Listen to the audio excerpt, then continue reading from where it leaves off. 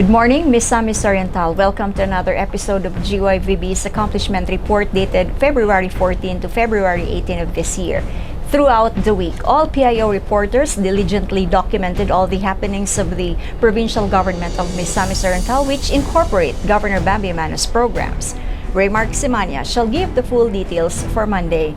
To review Tuesday's events, Jesse and Daliasa shall carry it out. Reggie and Amor My Guy will give a complete outline for Wednesday. Thursday's events shall be tackled by Mary Jane Salimbao. PIO's Geneva Bandong will report Friday. The consolidated report shall be presented by Danny Obshama Jr. Monday overflowed with so much love as IKNB anniversary transpired with a full-blown celebration of which Governor Bambi Emano delighted all scholars with his warmest salutation and vice versa. For the update, here's Raymark Simania.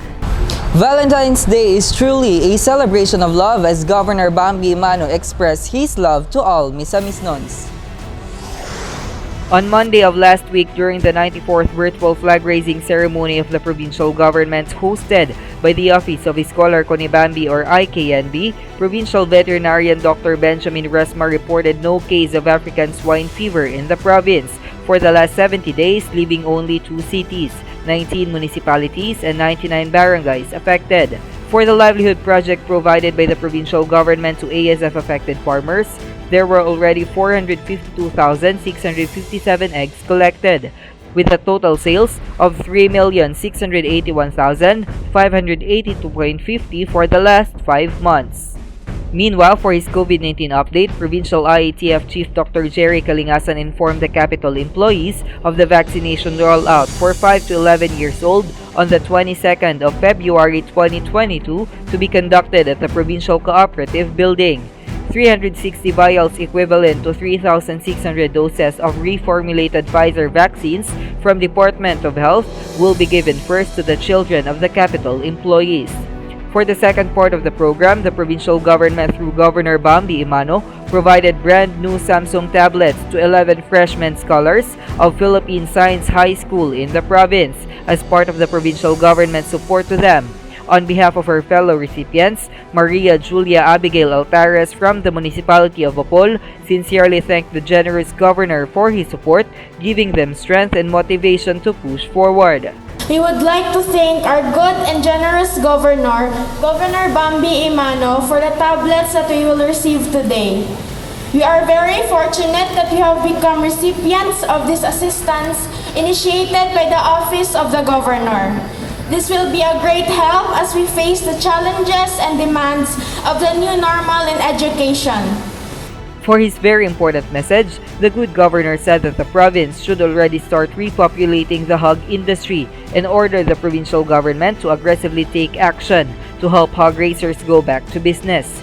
He also expressed his excitement for the vaccination rollout for the ages 5 to 11 years old, saying that if possible, he is willing to use the Special Education Fund or SEF for the implementation of the vaccination program. Still on this day, with the theme Salamat sa 9, the provincial government of Misamis Oriental and all IKNB scholars from the 23 towns and 2 cities virtually celebrated the 15th anniversary of IKNB.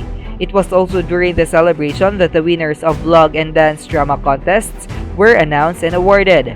Since year 2007, IKNB was able to help almost 30,000 scholars from all over the province to support their educational needs as they push forward to finish their studies and land on better opportunities for their families. This is Governor Bambi Emano's last year in celebrating IKNB anniversary as governor, but his legacy will continue as IKNB is officially a department ready to serve and support more and more Misamis Nons. In another story, the Provincial Nutrition Office distributed enhanced Nutribon for dietary supplementation to the expectant mother of Misamis Oriental. The provincial government allocated 2,772,000 pesos for this province-wide dietary supplementation for 132 days in response to RA 11148 or the Kalusugan at Nutrisyon ng Magnanay Act, which focuses on the first 1,000 days that's considered as the golden window of opportunity. Lastly, the Rabies IAC team of the Provincial Veterinary Office conducted a brief discussion regarding the LGU implementation of RA 9482, also known as Anti-Rabies Act of 2007. 163 participants from Barangay Poblacion Hitagum attended the said activity. This is done to intensify the efforts in compliance with the Anti-Rabies Act and responsible pet ownership. Ray Martimania, PIO. Driven with the heart of Provincial Veterinary Office in tireless implementation of programs, the mass rabies vaccination continues to keep the safety of both the community living in harmony with the animals. Jessie Andaliasa has the full details. The Provincial Government of Misamis Oriental, through the visionary and tireless leadership of Governor Bambi Emano, continues to give out quality and sterling services to every Misamisnon in the province. The Provincial Veterinary Office, headed by Dr. Benjamin Resma, conducted a mass rabies vaccination last Tuesday, February 15, 2022, in the municipality of Sogbongkogon, Misamis Oriental. Provet, led by their rabies vaccination team in collaboration with the Municipal Agriculture Office of Sogbongkogon, were able to serve 5 barangays in Sogbongkogon where 392 dogs and cats were vaccinated. The Provincial Government of Misamis Oriental, with the leadership of Governor Bambi Emano through Provet, always ensures that domesticated dogs and cats of the province are well protected against rabies through vaccination, and to make sure that every Misamisnon do not get infected with this rabies. Jessie Andaliasa, PIO. Misamis Oriental made an influential milestone again in Boast through Wednesdays. Fruitful endeavors having unleashed through Dole 10, recognizing the excellence of Peso MisOr. Unfolding this story is Regian Amor, my guy. That kind of leadership, leaving marks that others can follow, defines how Governor Bambi Emano functions during his almost 9 years in service. Indeed, garnering awards is never a new thing under the administration of Governor Bambi Emano, just as how Wednesday, in the 16th of February 2022 went on. Starting off with the Public Employment Service Office or PESO's received honor, as the Department of Labor and Employment Region 10 acknowledged the office during the PESO Year-End Performance Assessment 2021 and Planning Workshop 2022, anchored with the theme PESO 2021, Sama-samang Pagtutulungan Tungo sa Pagbangon ng Bayan. Peso MisOr, under Peso Manager Mr. Jerome Mundo's leadership, got the highest number of applicants, reaching to 562, who are all registered in the National Skills Registration Program, Peso Employment Information, or the NSRP-PEIS. Also, Peso received a plaque of recognition for an excellent performance rating of 95% due to its core employment facilitation service implementations, such as the referral and placement, provision of labor market information, career guidance and employment coaching, and livelihood and emergency employment program facilitation, and among others, which include active collaboration with the Dole Region 10 and the proficient submission of all the needed surveys and reports. As well as Peso was recognized with a plaque of appreciation from Secretary Silvestre H. Bello III for the invaluable contribution and employment facilitation efforts during the COVID-19 pandemic. Another development for Wednesday last week, Governor Bambi Emano graced the Protektado Ka Na, Manalo Ka Pa Grand Raffle Draw, which happened at the municipality of Naawan. The governor took initiative on giving 3-wheeler vehicles called Badja, which were included in the raffle draw that night and delighted everyone in attendance. He personally celebrated with the people in joining their merriment gathering. Along with Governor Bambi Emano, Hinguog City Vice Mayor Peter Onavia Sr. and Naawan Municipal Mayor Dennis Roa handed the raffle prizes for the 3 lucky Naawanons. On the other hand, the recipients can't help but express their soulful gratitude for such opportunity. Expectedly, this would greatly help the winners for their livelihood and economic ventures.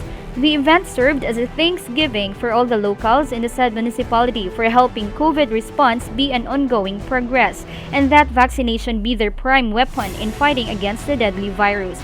Thus, Governor Bambi Emano with Naawan Mayor Roa and PIATF MisOr aim to encourage everyone to get vaccinated and be a good influence along their belonged communities.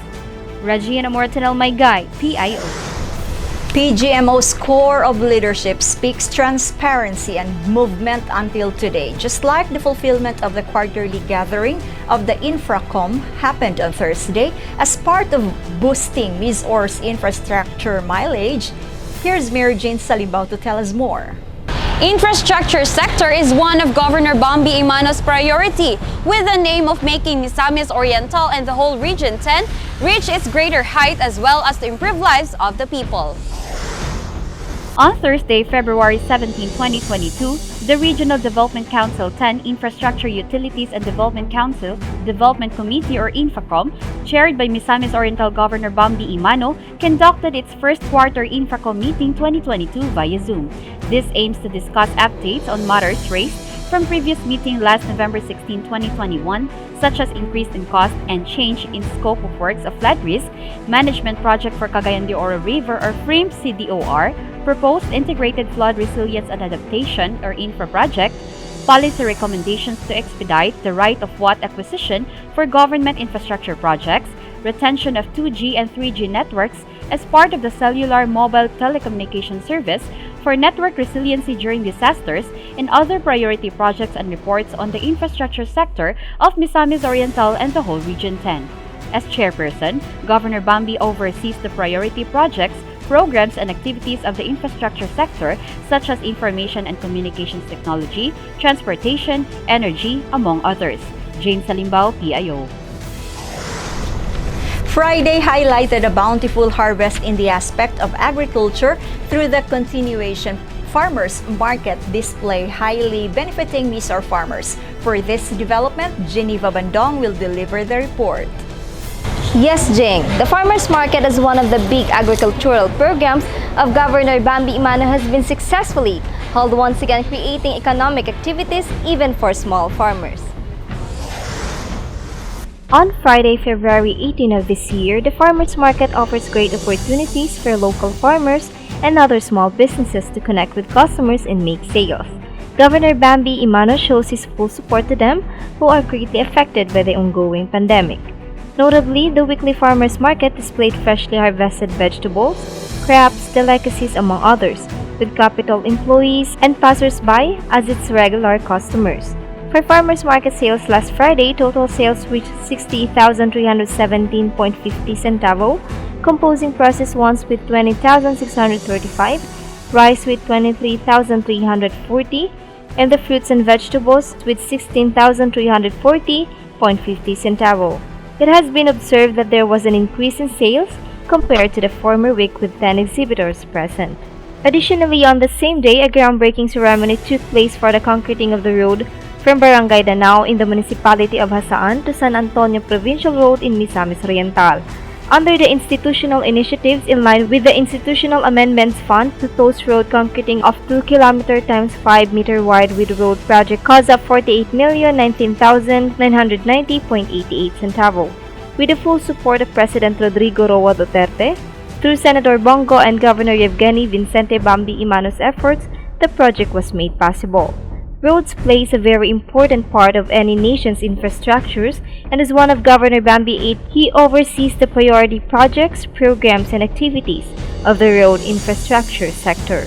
Moreover, the Rabies Information Education Campaign of the Provincial Veterinary Office conducted a brief discussion regarding the LGU implementation of Republic Act 9482, which is also known as Anti-Rabies Act of 2007.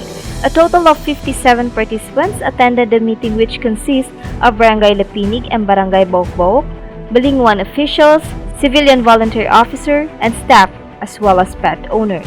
With the support of Governor Bambi Emano, ProVet has become more effective in the role of delivering variety of services to the provinces, barangays, as well as informing the public of their responsibility to their pets. Geneva Bandong, PIO. The events all throughout the week caused festivity to one and all, just as the Provincial Government of MisOr under Governor Bambi Emano manifested a spirit of great accountability that's deemed to empower the lives of all Misamisnans. PIO's Danny Abshama Jr. shall convey the consolidated report. All provincial capital offices have been indefatigable on their mandate of providing fundamental services to Misamisnans. From February 14 until February 18, the Clean and Green Office has been proactive in keeping the provincial capital premises tidy. During the 15th IKNB anniversary celebration, the office has made sure that the provincial kiosk that made as the venue is well ordered. Additionally, the Clean and Green Office assisted the Provincial Youth Development Office in transporting disinfectants, gallons of alcohol, liquid soaps, face masks, and other related health items, while cleaning activities in the entire building are ongoing. Furthermore, in preparation for the Farmers Market display and PHO's activity for the inoculation of 5 to 11 years old children, the office spearheaded the cleaning operation of the area and the entire Capital Park. Moreover, the said office accomplished the final dismantling of Christmas decorations at the park. The Provincial Social Welfare and Development Office turned over 19 food bags donated by Senator Hontiveros to individuals in crisis situation in the province of Misamis Oriental, while on February 15, 10 sacks of NFA rice were handed over also to the families and individuals in crisis situation in the municipality of Alubihid in coordination with mayoral candidate Randy Pipip Akut, and on February 17, 100 food packs were turned over to individuals in crisis situation in the municipality of Tagolwan. Gob, dagan kay salamat sa mga imong gihatag Gob, mga financial. Gob, di ka na mo ikalimtan, dagan kay salamat. The Office of the Barangay Infrastructure Project spearheaded the turnover of projects under the Barangay Empowerment Program of Governor Bambi Emano on this week. On Tuesday, 3 vital projects were turned over in the municipality of Claveria, of which 2 water system projects were received by the Barangay Council of Barangay Kabakungan and Barangay Mati with a total project cost of 698,560 pesos and 20 centavos and 898,700 pesos respectively. Meanwhile, Barangay Kalawitan acquired a multi-purpose hall project with a total project cost of 1,568,851 pesos and 21 centavos. Present in the turnover were Board Member Gerardo Boboy Samuel III with BIP Head Engineer Tessie Gales, Barangay Captain Rosalina Payusan Babate of Barangay Kalawitan, Honorable Rexy A. Liumpera of Barangay Kabangungan, and Barangay Captain Jovita Balangyaw of Barangay Mati. Also, another water system project was turned over in Barangay Tubahon in the municipality of Lagindingan with a total project cost of 1,997,354 pesos and 92 centavos. Present in the said turnover were provincial board members Boboy Samuel III, Dexter Yasay, Nancy Madhos, Barangay Tubahon Council, PEO staff, and residents of the said barangay. The Provincial Nutrition Committee of Misamis Oriental conducted a 3-day seminar on basic course for barangay nutrition scholars in the municipality of Hasaan by February 15, 16, and 17. The matters tackled in the said activity were BNC organizational structure, barangay situational analysis, preparation of a spot map, construction of a problem tree, workshop presentation and critiquing, and including the BNS Monthly Accomplishment Report. For the Provincial Health Office's Accomplishment Report last week, following the expanded program on immunization in the entire Misamis Oriental, the PIATF held provincial vaccination days from February 15 onwards. All 23 rural health units and 2 city health offices of Misamis Oriental simultaneously began with the pediatric vaccination for kids ages 5 to 11 years old last Thursday, February 17, having a partial total of 2,432 as of February 18 by 2 p.m. The Provincial Health Office technical team went to all LGUs to monitor the simultaneous provincial vaccination.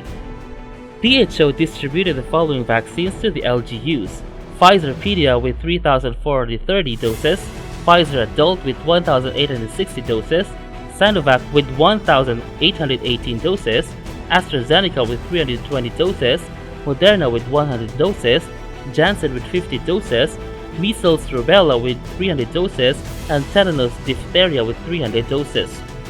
The COVID-19 surveillance team swabbed 42 patients for RT-PCR, while PHO clinic attended to 19 patients with no influenza-like illness cases, 5 requested medical clearance, and 14 were for other reasons seeking medical consult. For Animal Bite Treatment Center, 29 patients were served through 13 new cases, and 26 patients were served by the Mental Drug-Induced Psychosis Program with no new cases. Danny Vertidazo of Shoma Jr., PIO. While the challenges that face our province are serious and at times can seem overwhelming, we must never forget what a truly special place we live in. There are so many reasons to hope, and we have all the ingredients we need to succeed. Jinky Receipt, PIO.